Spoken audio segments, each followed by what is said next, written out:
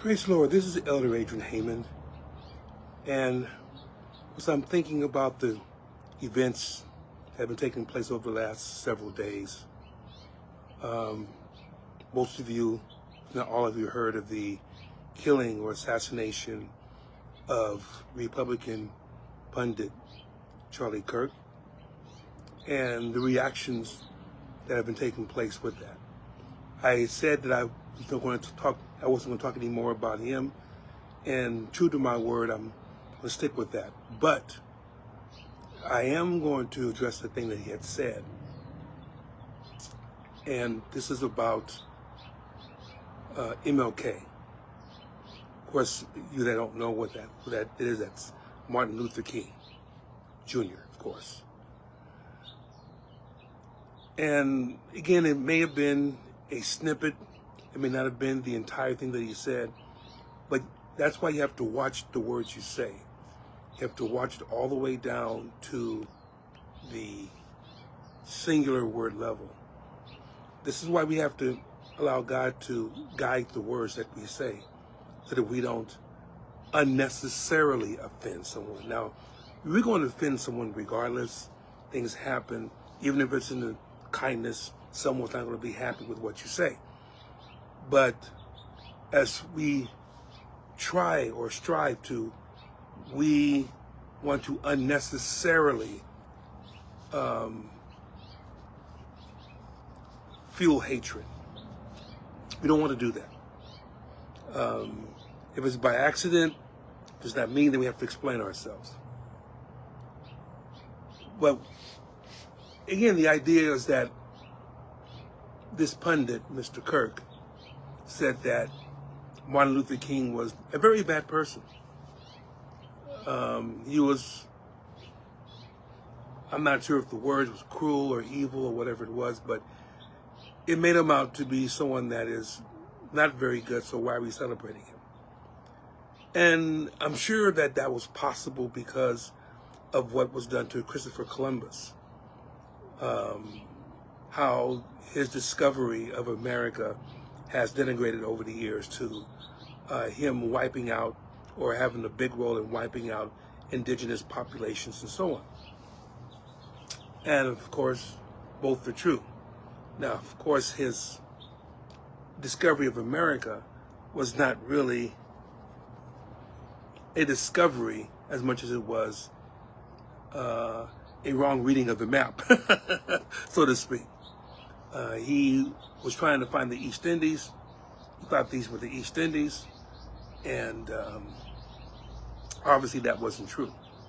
Of course, now they're called the West Indies. But many people who are loath to change and don't want to understand historical context, they still revere him and wonder why the woke concept has taken away the discovery of America by Christopher Columbus. And of course, with it, all of the exaltation in the meantime of Martin Luther King Jr. There were some reports that were written by the FBI under J. Edgar Hoover, who, as many know, was the head of the FBI for quite a few years. And he had his own agenda and his own political backing. And I'm sure many of those stories wasn't very good of Martin Luther King. Even as he strove to make sure, first of all, that black people, and then after that, all people who were oppressed, including those who were white and poor, and who didn't feel like they had a say in this, in the economy of that time, he was trying to lift them up as well. And of course, he was assassinated. The problem that I have is in taking one or two things and pushing a person down instead of celebrating the person's accomplishments. Now, I'm not here to try to stick up for Martin Luther King's personal life. I don't know whether he was playing around with other women in different cities. I don't know if he was a drunkard and he drank out of the presence of people. I don't know all this. But I do know that he strove year after year after year after year to gain to gain civil rights for those who felt impoverished, for those who were facing voting discrimination, who were facing economic, essentially economic, not collapse, but the pushing down of economic steps to go towards being self-sufficient, and then blaming them for being on the government. That's what people had done. Of course, with all the lynchings and the killings and the jailings and the stripping of property and the blocking of any upward ascent to be upwardly mobile, block that. And Dr. Martin Luther King tried in his heart not to do this, to convince people not to shackle the black voice. Many people in his day didn't like what Martin Luther King was doing. He was shaking up the social order, which, to be honest, needed to be shook up. Maybe you didn't think so because, or maybe not say you, but your ancestors didn't think so because they were living where everything was benefiting them. But for those who couldn't make it up because of glass ceilings, because of enforced laws or covenants, because of threats of violence, all those things King had to deal with. And to then try to denigrate his character in an attempt to lessen the impact of what he did for his people, that is, to me, disingenuous. Because so many people have pianists, they have characteristics about them that really weren't very good at all. But they're revered for the accomplishments that they made. They're revered for helping society as a whole. Now you say, but then was he the Reverend Dr. Martin Luther King? Yes, he was. But again, I'm not here to judge whether Dr. King was saved or not, whether his idea of preaching the gospel did not reflect what he lived personally. Here's the answer to God for that. And that's for anyone that I see. I have to answer to God for what I do. So it's not necessarily I'm poo-pooing what he did, if he did something like that. But you cannot denigrate the historical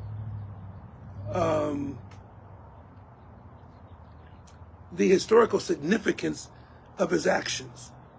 How without him and others like him, like even, I say, Malcolm X, I may not believe in the same religion he did, but he tried to empower his people. And as he changed and evolved over the years, he became less violent in his calling for violence against others, and began to realize that essentially that we can't advance unless we all work together. But again, he was assassinated. And therefore, we're still debating his legacy, which I think is overall good.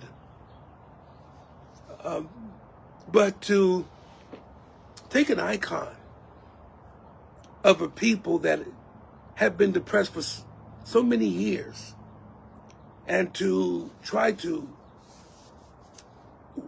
wash over what he did and to compare him unfavorably to other Christians who, to be honest, don't live like Christ. They don't listen to really what the Lord is saying. And to me, that's the pot calling the kettle black type of situation. That you don't really see the shortcomings of you. It's like Jesus saying, why do you behold the mote in another person's eye when you fail to even notice the beam that's in your eye? Say, first cast out the beam that's in your eye. Now you can see clearly enough to deal with someone else's mote. The key here is this. You can maybe look at what's going on in society and say this is someone's fault, this is someone's fault. Okay, that's your opinion. But to try to denigrate an icon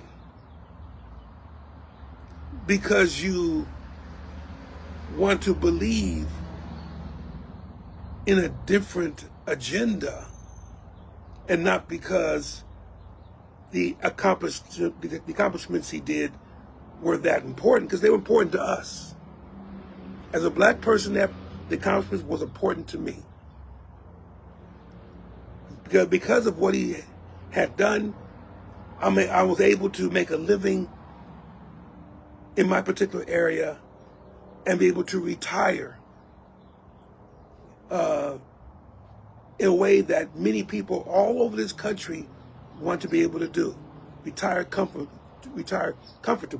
not have to worry about selling my house because I don't have enough resources.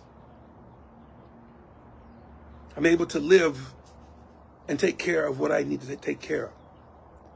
The key really is this. If you're going to take pot shots at those who help society or a certain segment of society, he really wanted to do more than that. It doesn't matter whether people thought he was communist, socialist, wine bibber, so to speak, a womanizer. Maybe he was these things. Again, I don't know. But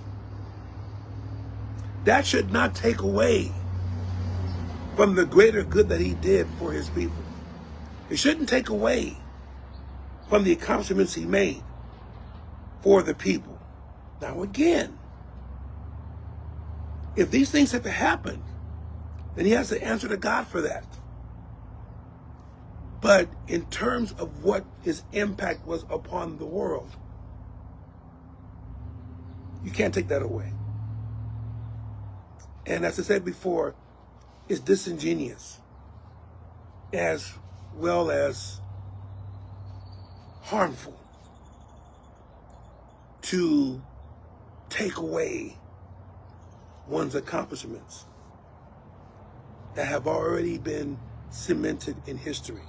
This was no accidental thing like Christopher Columbus. Martin Luther King didn't just stumble upon civil rights. That's what he tried to live by. Let's keep his legacy up by not taking pot shots at one another. He didn't do it. Why should we? Take care, saints. Have a blessed day.